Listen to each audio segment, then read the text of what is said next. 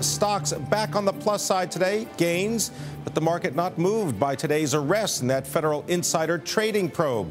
We'll have more on the probe in just a moment. But first, let's go to Deborah Kostroun at the floor of the New York Stock Exchange. Deborah. Thanks a lot, Pimm. Yes, stocks higher and back at those two-year highs for the Dow and the S&P. We got some really good economic data, very favorable. We had an unexpected decrease in jobless claims, a good report on manufacturing, and our first gain in housing starts in 3 months. And taking a look at some stocks in particular that actually did not perform well, Visa and MasterCard, both those stocks sharply lower on news that the Federal Reserve proposing rules that may slash fees that banks can charge retailers by 90% when customers pay with their debit cards. Lenders made about $15 billion in charges last year from this, and an analyst at J.P. Morgan saying this could result in an 80 to 90% drop in fees that Visa and MasterCard pass on to banks. So that's one of the reasons that we saw big drops in both Visa and MasterCard, Pimm. Now, Deborah, some earnings coming out after the closing bell. Oracle, as well as Research in Motion, both producing results that exceeded Wall Street analysts. Right. And what we did see, Oracle saying second quarter earnings, they topped analyst estimates, helped out by database sales and also the company's expansion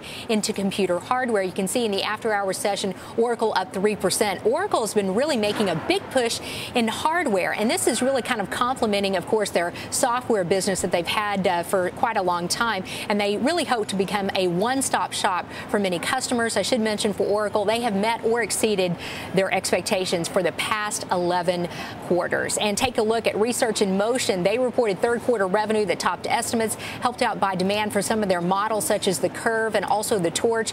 However, even though their results really good, some analysts still remain a little concerned because of the lack of new subscribers. The company has been losing market share in the U.S., and really it's also the rate at which they've been losing market share is accelerating. They have a lot of competition from Apple with the iPhone, especially if Apple, they launch the iPhone with Verizon next year. But it looks like Research in Motion really putting in a pretty solid quarter. That's it from here, Pimm. Now back to you. Thank you very much, Deborah Kostroun, reporting from the New York Stock Exchange.